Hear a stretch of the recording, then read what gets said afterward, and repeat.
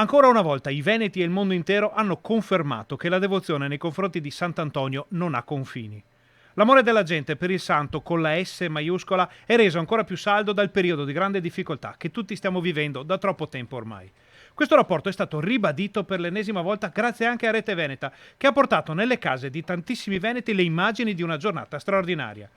Fin dalle 5:30 del mattino il grafico ufficiale dell'Auditel, che raccoglie e diffonde i dati di ascolto delle televisioni del Veneto, afferma la presenza di centinaia di migliaia di persone davanti alla TV di casa. Poi è tutto un crescendo con la reliquia del santo che esce per la prima volta dopo secoli dalla Basilica della Salute di Venezia per viaggiare sulle terre tanto amate da Frate Fernando da Lisbona fino alla città che custodisce il suo corpo e il suo culto. Anche nel pomeriggio, quando il busto del santo viene portato nei luoghi simbolo di Padova, il volume dei contatti televisivi è altissimo, per una giornata da record per Rete Veneta e per la televisione del Veneto in generale. Dopo il volo in elicottero del 2020, il santo ha cambiato percorso e molti pellegrini sono tornati a visitare la basilica.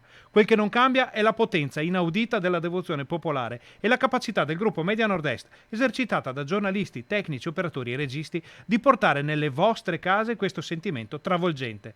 Ancora una volta, noi con i Veneti, per raccontare una regione, un popolo, una storia bellissima, quella del Veneto.